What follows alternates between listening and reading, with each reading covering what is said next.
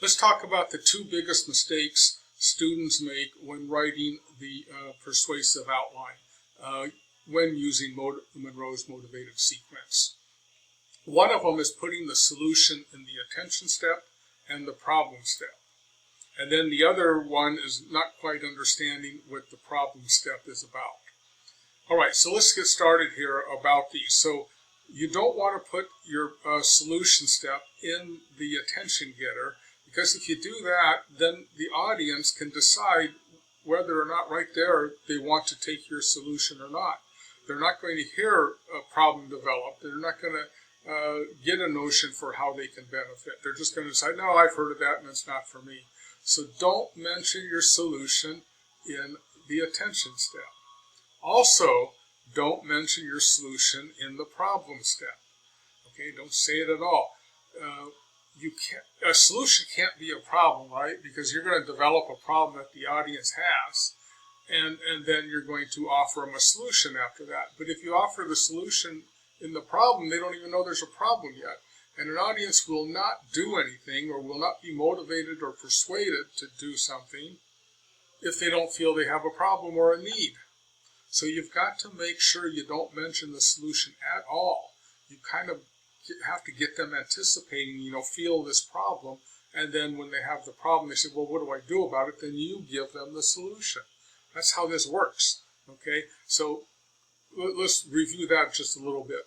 An audience won't do anything unless they feel they have a need or a problem, okay? Just like you. You won't go eat if you don't feel hungry.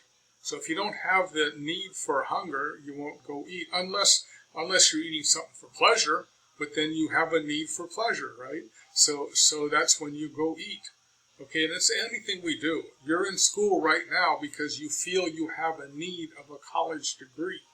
Okay, you're not happy with your job, or you don't even have a job, and you need an education to get a job, so you have that need, so you go to college. So you show up every day. Who wants to show up on campus every single day? But you do it because you have a need and you're motivated to do so. So that's what persuasion is all about, is to take action to do things that will benefit you. All right, so let's just review that part real quick. No solution in your attention step, no solution in your problem step. Now let's talk about the problem step. People have trouble with this for some reason, and I don't know why so many of us struggle with the problem step, because a problem or a need is something we have or the audience has, and you've got to communicate that problem or need. So for instance, if you want somebody to go visit some location, so say someplace in another country or in another state or in another county or someplace else, you can't tell them that money's the problem. All right, you have to tell them, you have to come up with the problem. Why would somebody go visit someplace else? Well, it could be a few things. It could have a problem of tired of going to the same old places on vacation, or they might be bored, go driving around the same parts of town or going to the same places. So those are the problems they have that will get them to go visit someplace. Or they might not feel they've gone any place exciting. So you tell them about this place that's exciting. So the problem is not having excitement. You give them a solution and go to this place where there's excitement. Right. So that's how that works. But be very careful here, especially since in my example I wrote as money as being a problem. Very rarely is money a problem, and you've got to really latch on to this. Money generally isn't a problem, or time is generally not a problem. Those are reservations. Those are reasons why somebody wouldn't do something. So, for instance, if I said maybe you should go visit the newest Chinese restaurant in Bellevue. Now, you can't say that money's the problem, So, well, you might not go there because it's too expensive.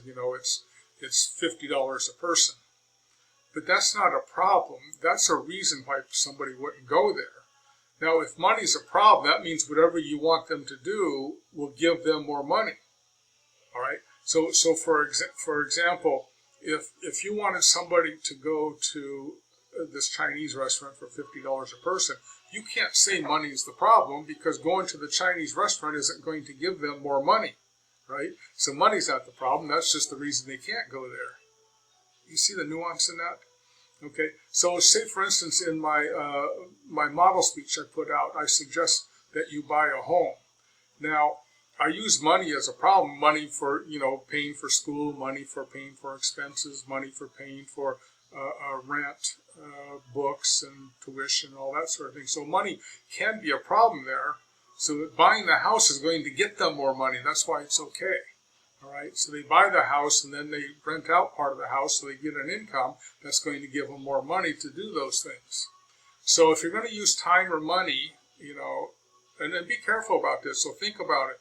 So think about whatever you want us to do, which basically in your topic, the way I had you phrase your topics is that's basically what you want the audience to do. So if they have a problem, does doing that solve the problem? So you have to develop a problem they have that will be solved by doing your topic. Okay, let's review that real quick and see if I can say it in a different way. All right, so the people have a problem, then they do something, and that's what we're trying to motivate them to do. So you have a topic basically, and you're trying to motivate the audience to do this. The only way you can motivate them if you can point out a need or a problem they have.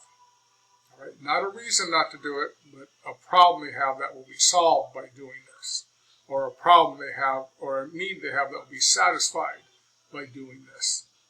All right, so think in those terms and come up with a story. A lot of the problems people have is it's boredom, it's hunger, it's lack of recognition, it's depression, it's anxiety, and those can be a lot of problems for things that you want us to do. So if you might be depressed and anxious type thing, but maybe going on a vacation would help you there, would solve that problem. Okay, so think in those terms.